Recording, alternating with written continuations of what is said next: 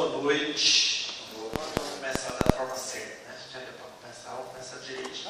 Boa noite, paz do Senhor. Amém. Amém. Vamos começar com uma pequeníssima reflexão, abrindo a Bíblia no livro de 2 Coríntios, capítulo 4, versículo 4. Você trouxe não? Deixa eu ver com você. Não, pega.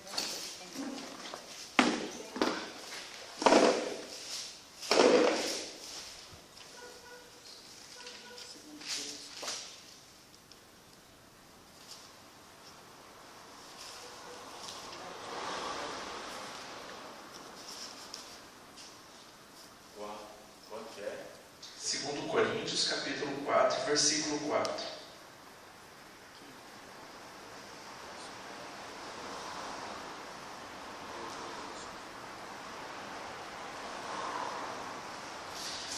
Diz assim: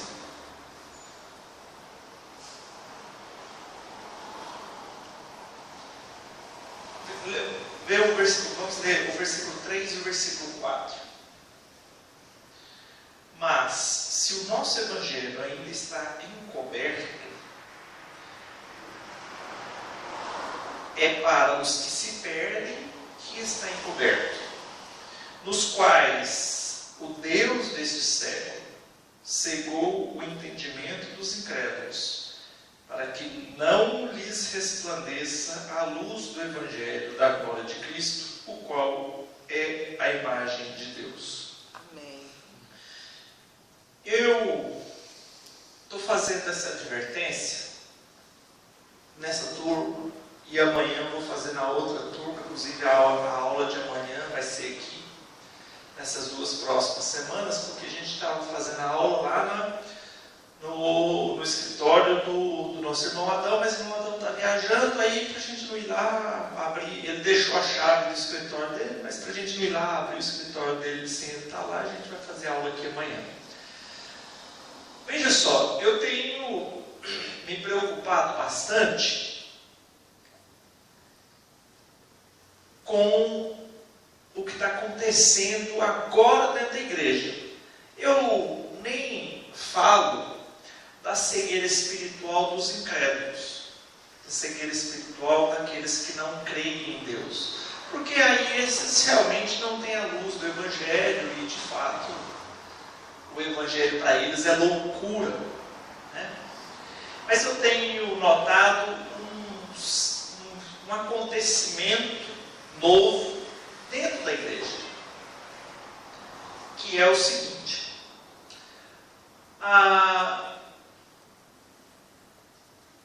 o diabo tem usado de uma coisa boa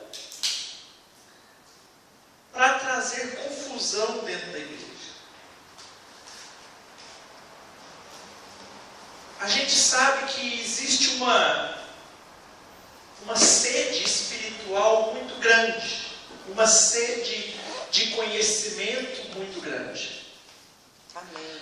Oséias capítulo 4, versículo 6, Deus nos fala abertamente qual é o motivo pelo qual o povo dele está sendo destruído.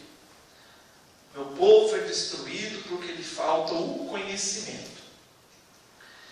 O conhecimento foi algo sempre muito difícil de ser conquistado e ser adquirido, porque os livros, durante muito tempo, era material exclusivo para as pessoas de alto poder aquisitivo, né? Ter biblioteca em casa, comprar livros, sempre foi algo muito difícil ter isso. Mas aí hoje, com uma biblioteca na mão, todo mundo hoje tem um celular, né? Praticamente você tem acesso a uma vasta biblioteca, né? As pessoas com todas essas informações continuam sem conhecimento. E aí está um detalhe que talvez faça toda a diferença. Informação não é conhecimento.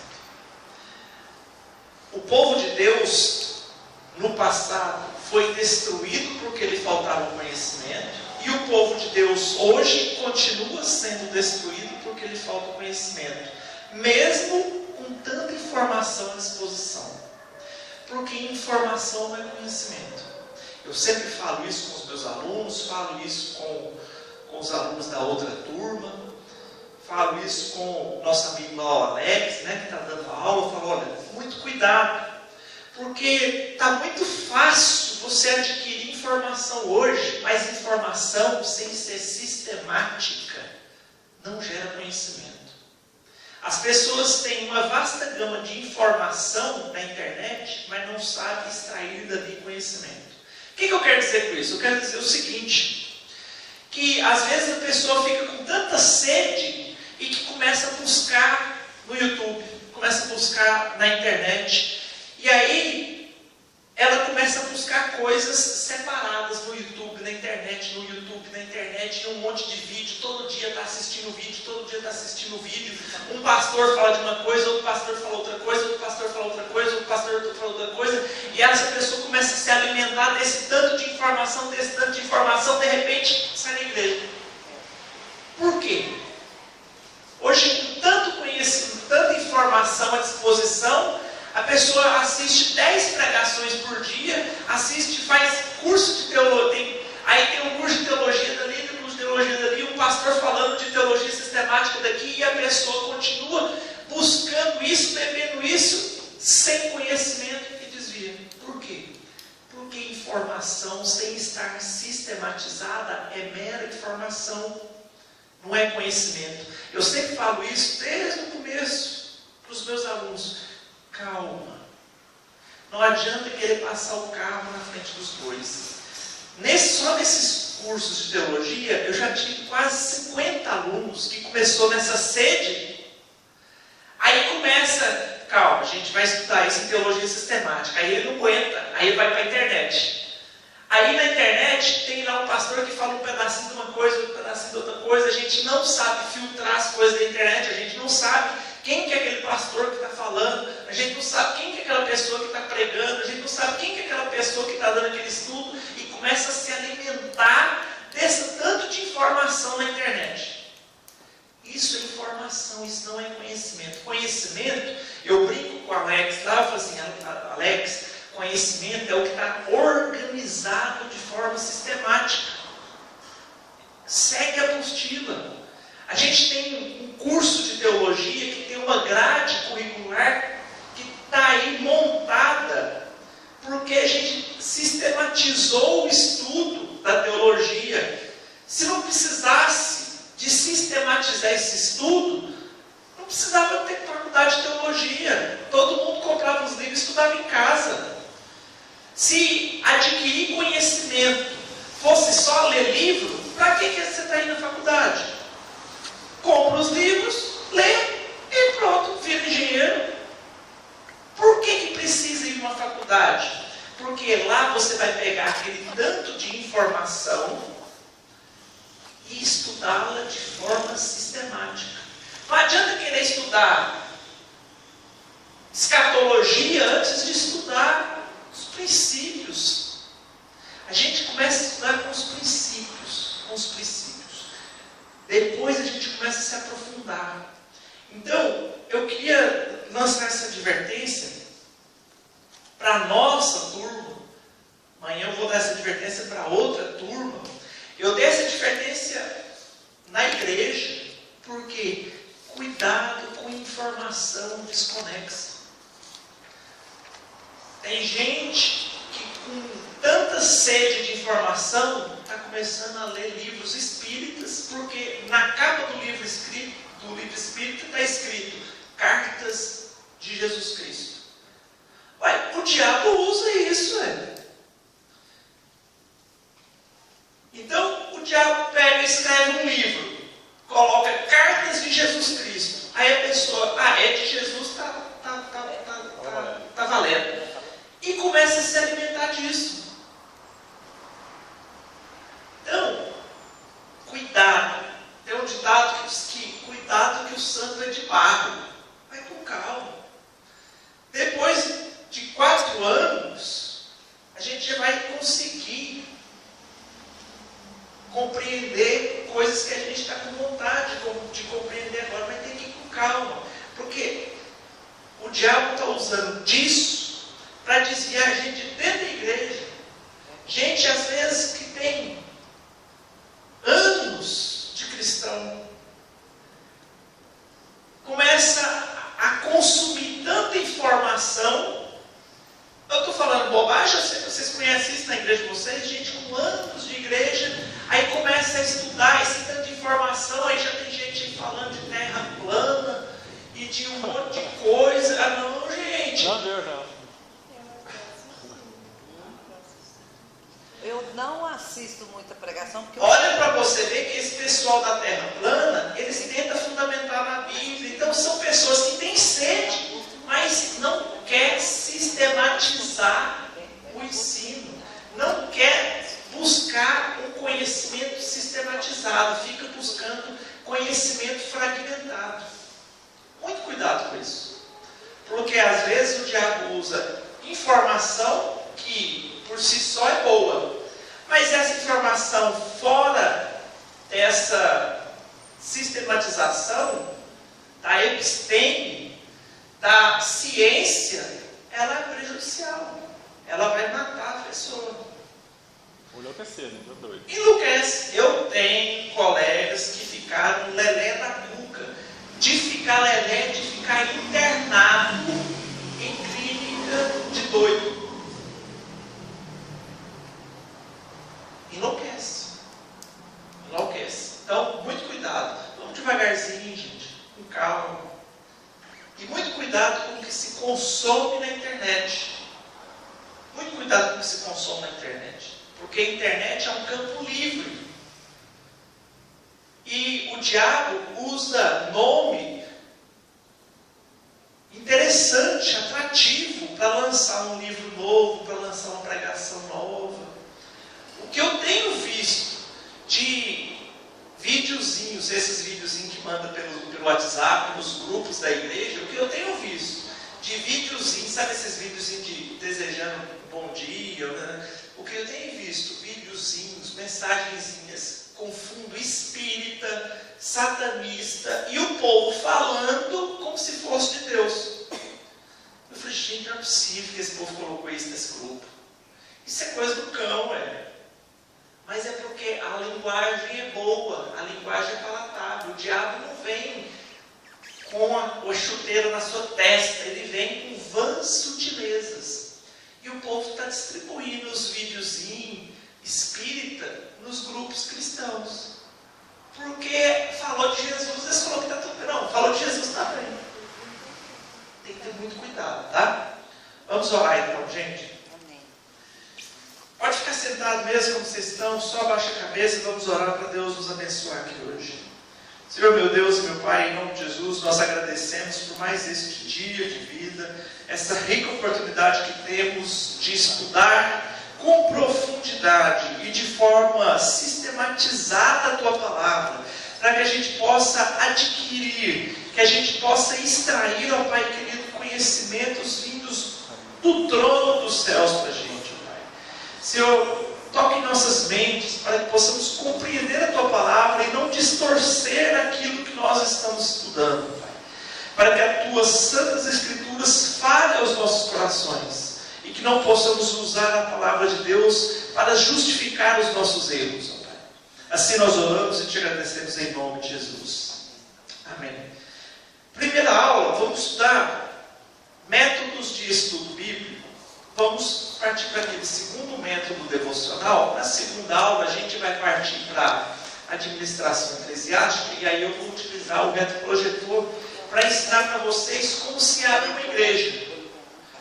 Ata de fundação, vou mostrar ali uma ata de fundação, todos os documentos, estatuto, tudo direitinho. E aí vocês vão perceber que não é bobagem. Às vezes tem igreja sofrendo porque não tem um estatuto, não tem um regimento interno. Se tivesse um estatuto, um regimento interno, não estaria sofrendo. Qual que é a apostila? Métodos de estudo bíblico. Se os irmãos quiserem fechar para tampar um pouquinho o vento, pode ficar à vontade. As mulheres sentem mais frio, né?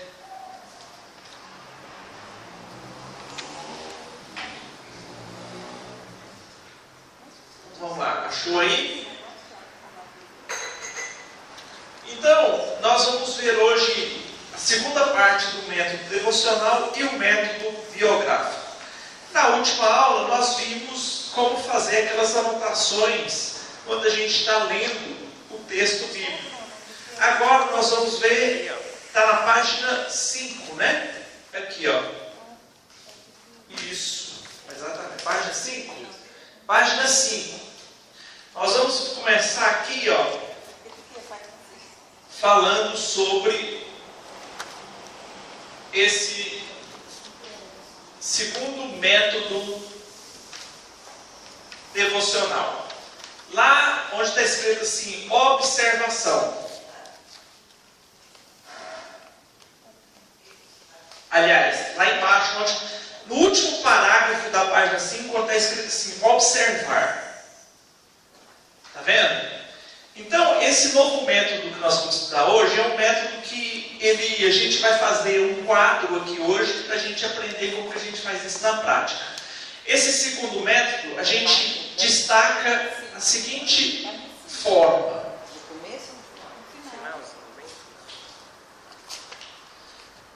O quadro aqui é pequeno, mas eu vou tentar fazer ele aqui.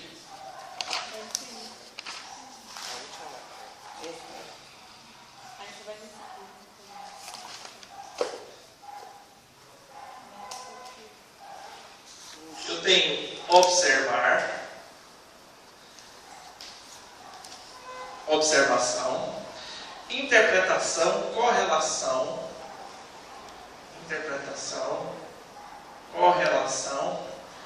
e aplicação. Certo? Acharam esse quadrozinho aí? Então vamos ver o que é cada um esses quatro itens, e aí depois a gente vai ver o que está no exemplo da apostila e vamos fazer um outro. Observar é olhar o texto descobrindo o que diz o autor e não apenas a nossa memória e fantasia. Então a gente tem que ler e ver o que está escrito no texto. O que eu estou vendo no texto?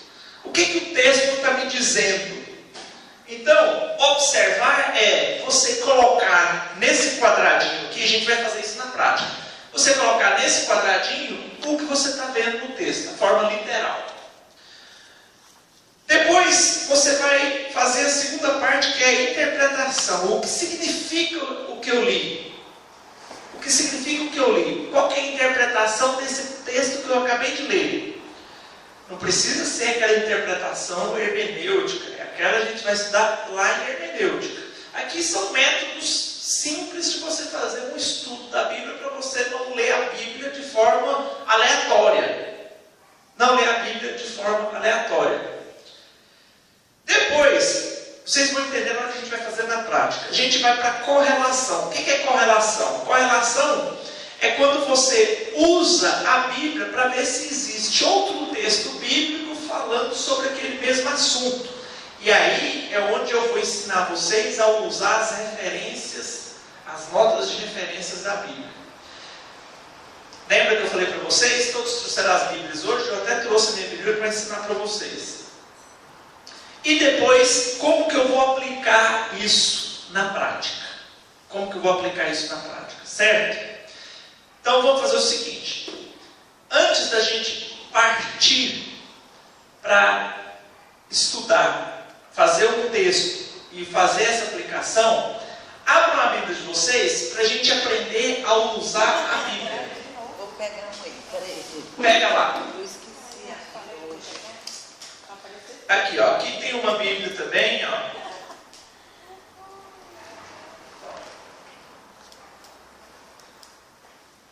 Aí vai servir para quem está com ela escrita.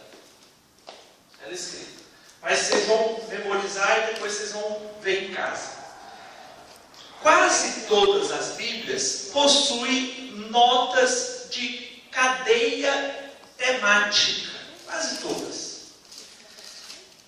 Essa aí é a que está no meio, por exemplo. Essa aqui, ó, do irmão, ela está no finalzinho, tá vendo? Isso chama-se cadeia temática. Tá vendo?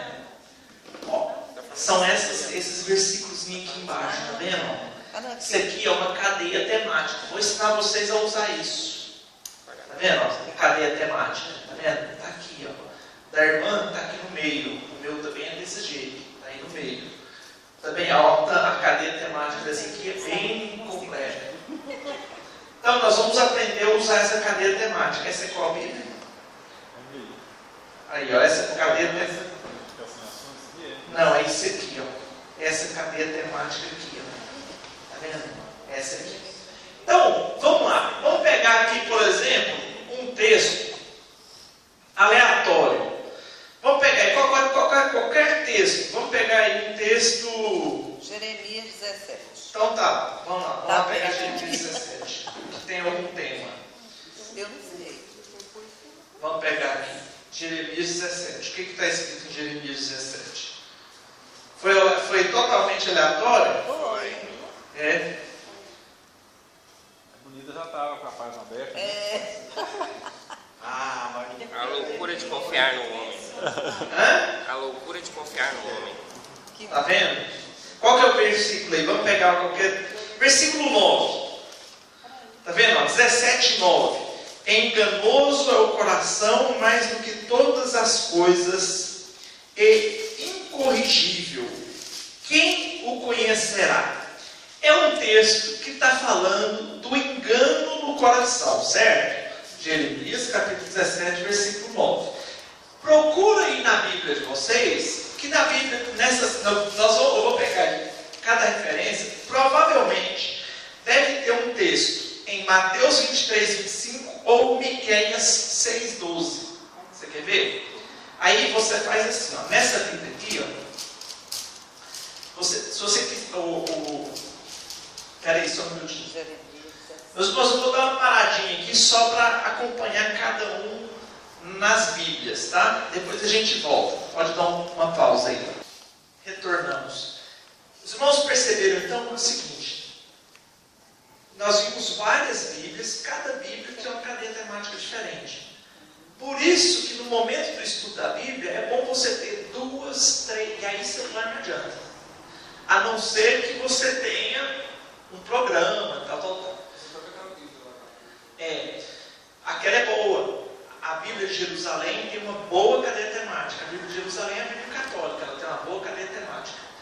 Então, por isso que na hora que você for fazer o estudo da Bíblia, você tem que estar aí pelo menos com as 2, 3 Bíblias diferentes, com versões diferentes, porque às vezes em uma versão tem uma cadeia temática te indicando 2 ou 3 versículos, e em outra te indica mais 2 ou 3 diferentes. Então, aí você consegue fazer um estudo temático bacana. Nós vamos ver que, talvez não hoje, mas na próxima aula, que uma das formas de estudar a Bíblia é por tema, é chamado de método temático. Você escolhe um tema, por exemplo, o coração enganoso do homem. E aí você vai pesquisar na Bíblia a cadeia temática que fala sobre esse coração enganoso do homem e fazer um estudo só sobre isso. Mas, voltando aqui então, para esse tema. Qual foi o texto que a apostila escolheu? Provérbios, capítulo 22, versículo 6. O que diz em Provérbios, capítulo 22, versículo 6? Abram aí as suas Bíblias. Diz assim: instrui ao menino no caminho em que se deve andar, e até quando envelhecer, não se desviará dele. Ensina o menino no caminho em que se deve andar, e até quando envelhecer, não se desviará dele. Provérbios capítulo 22, versículo 6. Então a apostila está te dando esse versículo para a gente fazer nesse método. Então vamos fazer esse método. Primeiro, a gente sabe que observar é mostrar o que o texto fala. Não é? É. O que o texto fala? Aí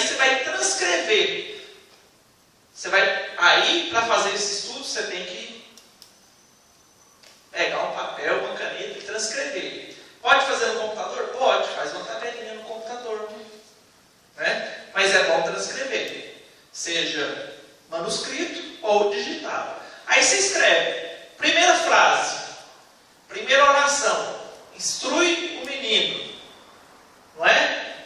Primeira oração, aí você escreve lá, instrui o menino. É o que está escrito no texto. Você não está criando, você não está interpretando, você não está tirando nem colocando nada. É o que está escrito no texto. Tá. Aí você passa para a segunda parte, que é a interpretação. O que significa?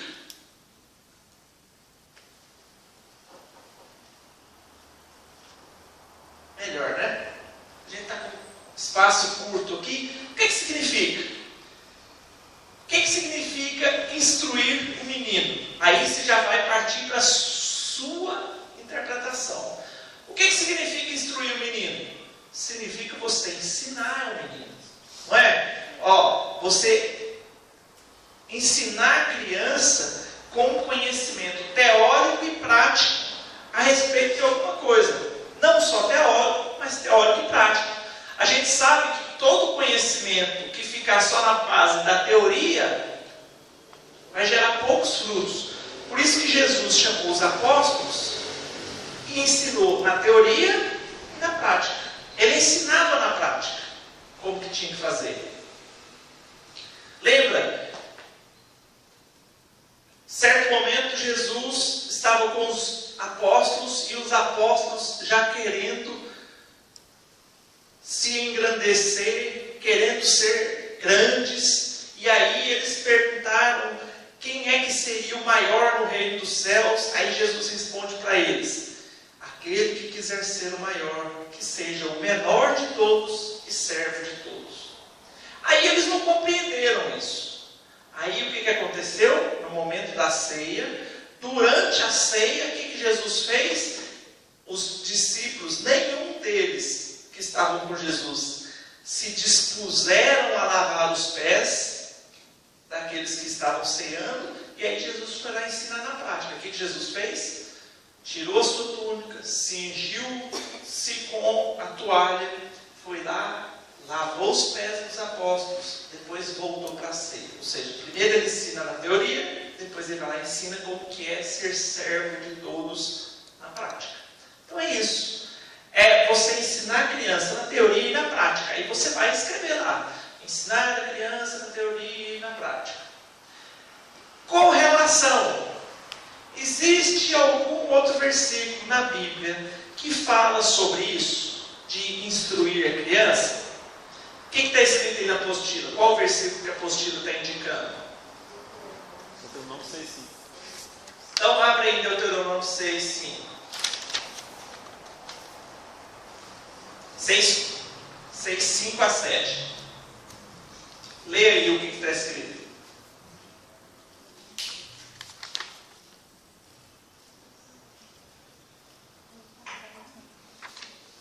Eu acho que está escrito um negócio de inculcarás na sua criança, tal. Engraçado, na minha não tem não. Tem não? Não. Aqui, ó, correlação. Estou falando aqui na Bíblia. Uma coxinha tem, estou falando aqui. Tem, ué. Na Bíblia. Não achei. Não, na Bíblia. Eu falo que na Bíblia não tem a referência de A Deuteronômio. minha Bíblia não tem a correlação. Aquele ali embaixo assim, ó. Onde você achou Deuteronômio? Estou falando no provérbio. A Bíblia dela não Você tem. mandou, não tem. Aqui, ó. Tá vendo? Na minha não tem. Como é que é? Também não sei. Na minha apostila. 6, do versículo 5 até o versículo 7. No 7 fala. Aqui, ó. Gente, vamos lá, Pode leia. ler? Pode ler. Vou ler, então. Do versículo 5 ao versículo 7. Ame o Senhor, o seu Deus, de todo o seu coração, de toda a sua alma e de todas as suas forças. Que todas essas palavras que hoje lhe ordeno estejam em seu coração. Ensine-as com paciência a seus filhos. Converse sobre elas quando estiver sentado em casa, quando estiver andando pelo caminho, quando se deitar e quando se levantar. Em algumas outras versões está escrito: inculcarás as palavras do Senhor aos teus filhos. Inculcará é abrir a cuca e colocar lá dentro. Engraçado, que não tem. A sua Bíblia não? Não tem, a minha não tem. Então, que é a referência? No versículo 7. Não, aqui a referência aqui, ó. Ah, não. A mim também não. A gente está vendo na apostila. Não, eu sei, eu estou lendo aqui o versículo, Ah, estou vendo se tem. por isso que a gente precisa ter várias Várias Bíblias. Porque Ah, pode ser que tá. tenha uma que tenha aí. Então, veja só. Aí por isso que quando a gente vai fazer a correlação, você tem que ter várias Bíblias na mão e uma concordância bíblica também, né? Tem as concordâncias bíblicas para você pesquisar, ou seja, aí entra o papel do pesquisador. Você está estudando um versículo que está falando que é para instruir a criança. Então, mesmo se na sua Bíblia não tiver essa correlação na cadeia temática, cabe a você pesquisar. Vai para a concordância bíblica, vai para a internet. Hoje, pela internet, você tem como fazer pesquisa, né? Na minha época, não tinha pesquisa. Então, na minha época, a gente comprava um negocinho chamado chave bíblica. Chave bíblica é tipo um livrinho assim, que a gente levava junto com a Bíblia, que quando a gente queria achar versículos, a gente buscava pelo nome, por um assunto, né? Leão. Aí a gente ia lá no L e via todos os versículos que tinha a palavra leão no versículo. É, mais ou menos isso. Agora hoje não, hoje é fácil, pela internet é fácil de achar.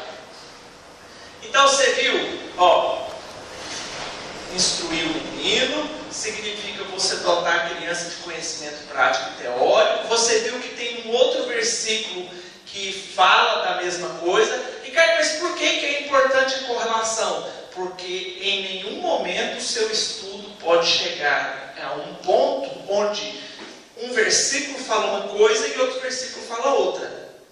Se você chegar num ponto que seu versículo está falando uma coisa e existe outro versículo falando outra, você tem que parar e fazer um estudo mais completo. Por quê? Porque a gente sabe, uma das regras da hermenêutica, a gente vai ver isso mais adiante, a Bíblia interpreta a Bíblia. A Bíblia não se contradiz. Não existem contradições absolutas na Bíblia, existem contradições aparentes na Bíblia.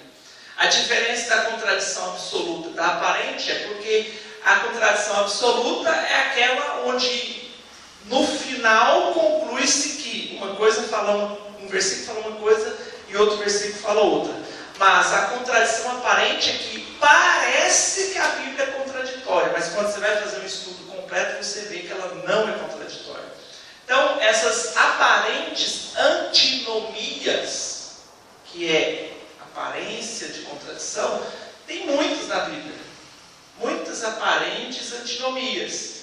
Nós já até estudamos aqui. 7º, 8º mandamento, não matarás. E aí depois lá Deus falando que era para entrar na cidade de Canaã, exterminar todo mundo. Nós, inclusive, vamos voltar nesse tema quando a gente estiver estudando históricos, na próxima apostila. É uma aparente contradição. Um momento fala uma coisa, no outro momento fala outra. Mas quando a gente vai estudar o assunto, a gente vê que não tem contradição.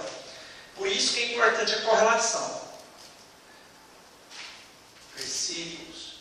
E aí depois a aplicação prática. O que essa parte do texto tem para me trazer como prática?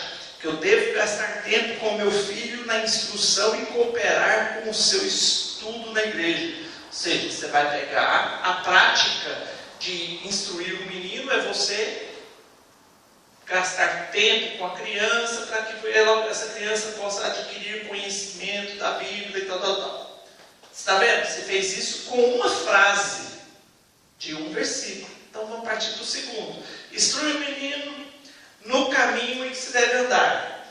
Aí você vai lá, no caminho que se deve andar, escreve, é o que está escrito no versículo. Qual que é a interpretação desse no caminho? Qual que é o caminho que é ensinado pela Bíblia? O caminho de Deus, o caminho da perfeição, o caminho da santidade, aquele caminho designado pela palavra de Deus e tal. Aí você coloca lá, a interpretação é esse caminho. Porque as pessoas falam assim, instruir o menino. Beleza, vou instruir, vou ensinar ele a andar. Mas qual caminho? Porque eu posso instruir a criança a andar no caminho do mal.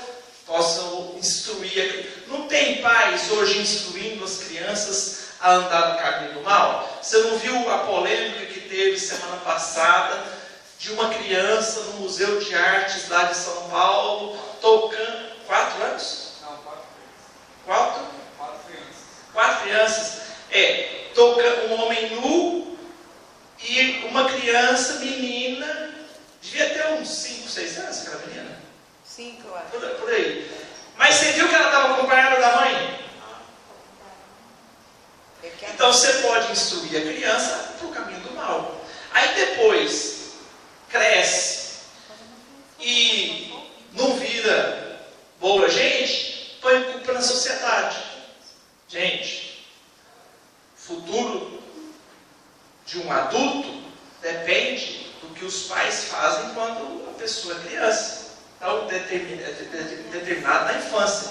Então, é o adulto, são os pais que determinam o que a pessoa vai ser no futuro. É claro que existem exceções, pessoas que foram muito bem educadas e que a pessoa se desviou por si só. Mas, regra geral, a primeira educação é dada pelos pais. Por isso que está aí a palavra de Deus falando: instrui o menino, educa a criança, inculcarás na cabeça dos seus filhos. Em outra passagem fala que é para a gente até utilizar a vara da correção. O senhor educa e a escola deseduca. Pois é, hoje está A escola terrível, está né? difícil porque o povo quer implantar um sistema que não tem nada a ver. Mas como é que você faz? Não pode deixar a criança sem escola. Pois é, hoje está terrível, né? Então, qual que é o caminho? O caminho da retidão, o caminho da palavra de Deus, o caminho da moral, da ética. Agora, não adianta também o pai querer ensinar na prática o caminho da moral e da ética, sendo que durante a vida dessa criança, na casa dela, todas as condutas que a criança observa são condutas amorais e antiéticas. O pai está ensinando a criança a não roubar, mas aí o pai é um político ladrão. Aí é difícil. Aí é difícil, né? Então, a criança, ela aprende mais com a observação do que os pais fazem do que com a observação do que os pais falam. Isso é comum, a gente aprende muito mais com o que a prática dos pais fazem do que com aquilo que os pais falam. Porque às vezes existe uma incongruência, né, entre o falar e o fazer. E é por isso que o jeitinho brasileiro chegou onde está. Porque é muito fácil você criticar um cara que fez uma merda em grande escala, mas em pequena escala você está ensinando a criança, fura que ela fez lá, faz isso aqui. E vai começando de pouquinho em pouquinho, tudo vai aumentando. Igual o exemplo do amigo, sei lá, do pessoal aí, que ele começou a roubar por causa que a mãe dele falava para ele pegar umas coisas que não era pequena, que ela era empregada doméstica, pegava sabão, hoje o cara vive roubando nas áreas. Pois é. Você imagina, aí a criancinha está aqui, ó, a mãe está levando a criancinha no supermercado. Aí a criancinha vê uma balinha. Aí a mãe fala: não, estou te pegando uma balinha, um chocolatezinho. Está ensinando que pode pegar. Ou seja, não precisa pagar, pode pegar.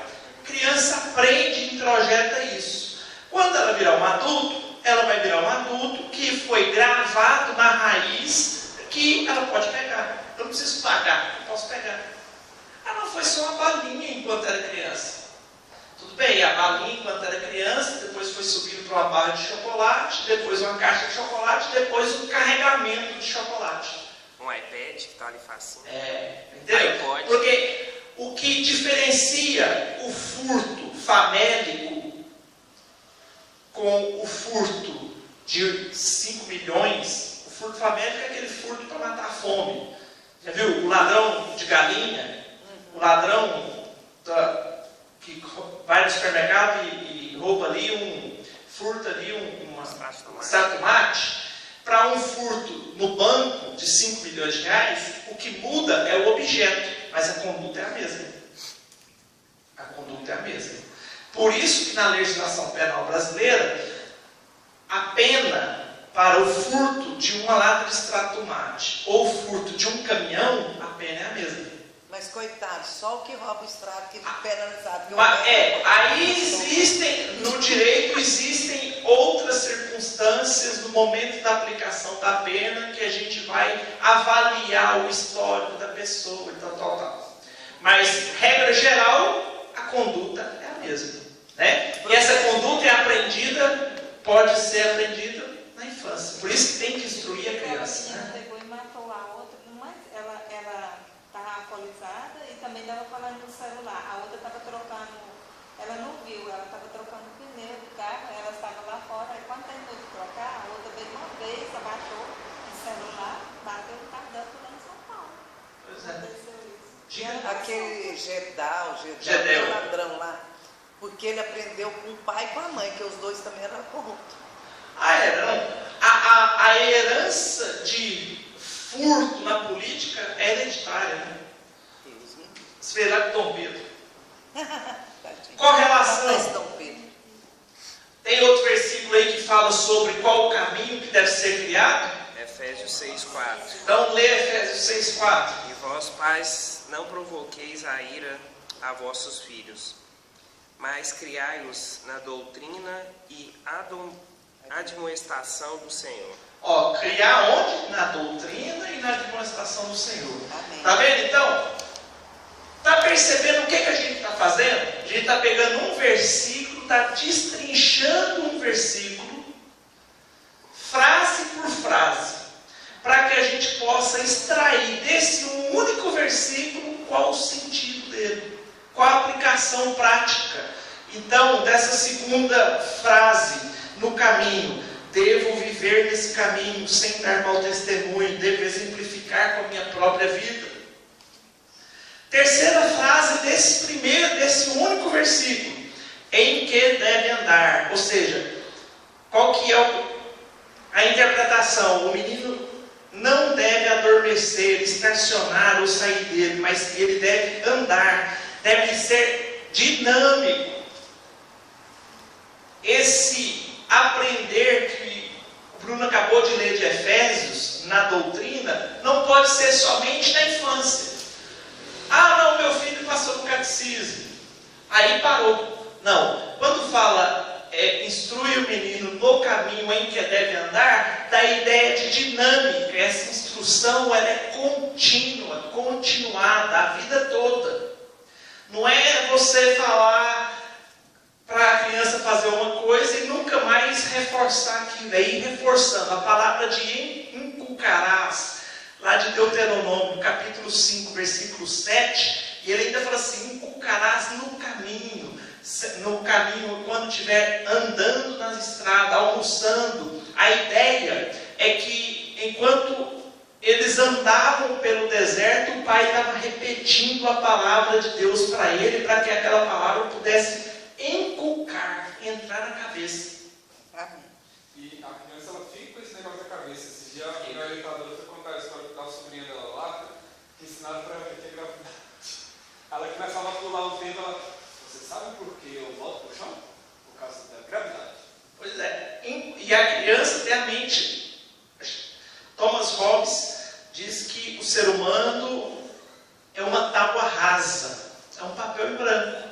Principalmente a criança, já viu a ideia do porquê? A idade do porquê? Tem criança que entra na idade do porquê, né? Por quê? Aí você responde ela, por quê? Porquê do porquê, do porquê, do porquê? Ou seja, aquela sede de aprender. E aí, nesse momento que ela mais está querendo aprender, aprende coisa errada. O pai está ensinando, os pais estão ensinando a criança a ir fazer a tarefinha de casa, mas os pais estão lá na frente da televisão, babando na frente do Faustão. Para onde eu trabalho é ao contrário, eu vou só uma vez por semana lá.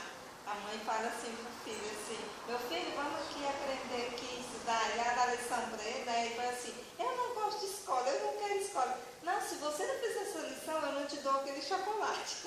Olha, está subornando, olha, a mãe já está ensinando a criança o suborno, a prática do suborno. No mínimo, ação endereçada. Né? Tá vendo? A prática do suborno desde criança. Então, vocês, depois Bruno, vê se focaliza aqui. Para o pessoal da internet ver o que a gente está fazendo.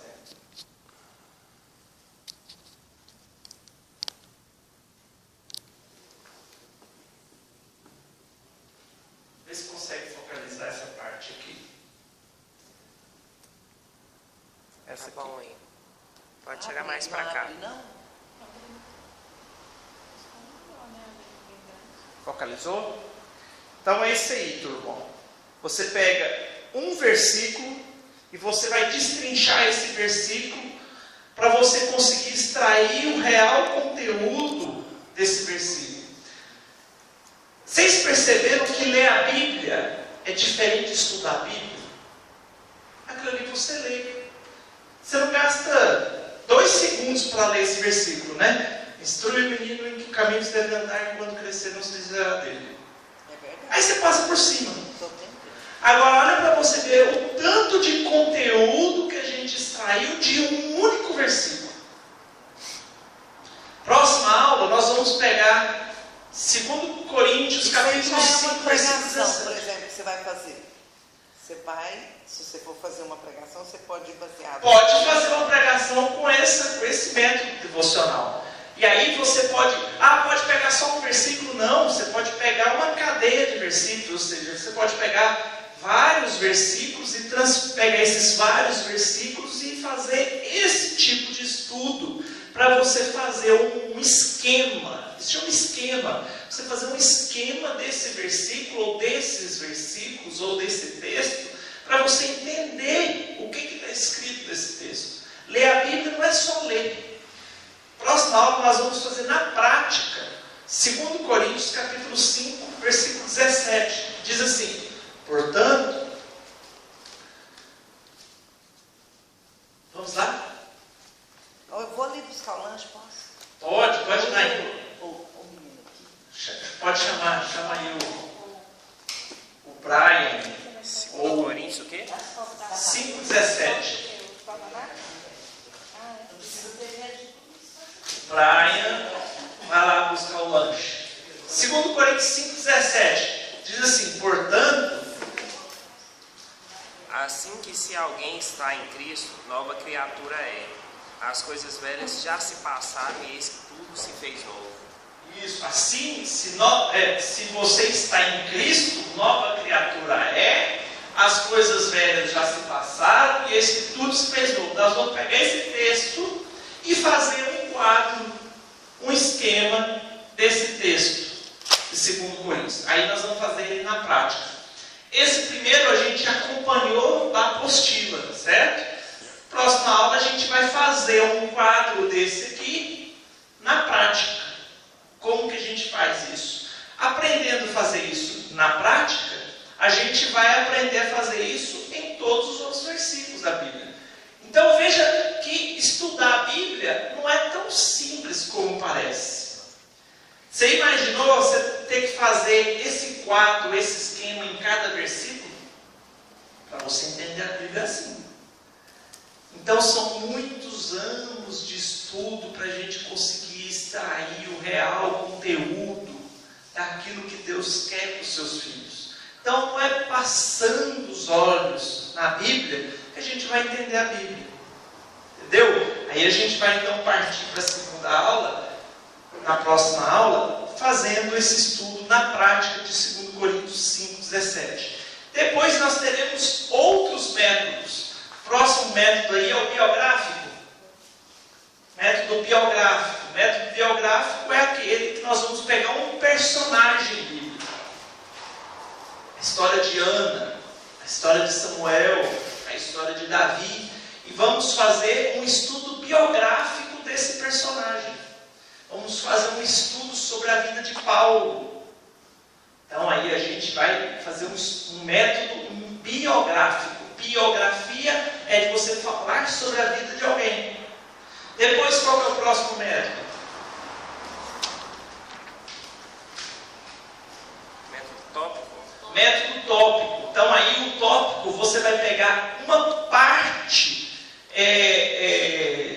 você vai pegar uma parte de um texto e vai dividir esse texto em tópicos. Você vai pegar uma passagem bíblica e dividir em tópicos, para você compreender e esquematizar o que significa aquela passagem. Depois tem o método temático, que você vai fazer um estudo com um tema. Nós vimos aqui, por exemplo, em Jeremias, capítulo 17, versículo 9, versículo 10, que fala do coração do homem, que Deus vê o coração e os pensamentos do homem. Então você vai falar, qual o tema aqui da minha mensagem? O coração do homem. Aí você vai fazer um estudo sobre o coração do homem. Será que a gente pode confiar no coração do homem? Depois tem o método, acho que analítico, né? O método analítico é mais utilizado para fazer estudos. Então, quando eu quero fazer um estudo sobre a ceia do Senhor, então aí eu tenho que fazer um estudo analítico, analisar detalhe por detalhe sobre a instituição deste sacramento chamado ceia do Senhor. Então, ler a Bíblia é fácil. Difícil é a gente estudar a Bíblia. Só que muitas vezes nós somos levados apenas a ficar lendo a Bíblia. E eu posso até dizer para os irmãos que às vezes, meu querido, quando o crente apenas lê a Bíblia, o diabo não importa muito. Porque às vezes nessa leitura superficial que a gente faz, antes da gente dormir, que dá aquele sono, a gente está lendo a Bíblia e está pescando.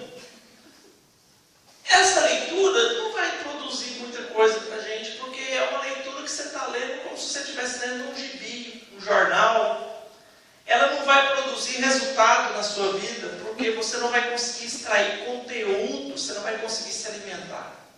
Tá bom? Então na próxima aula a gente parte para a prática disso aqui. Nós vimos como funciona, na próxima aula a gente vai fazer um esquema desse na prática.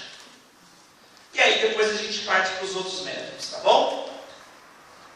Então, vamos dar uma pausa para a gente lanchar. Enquanto o lanche não chega, eu vou preparar o material para a próxima aula. Esse método aqui é o quê?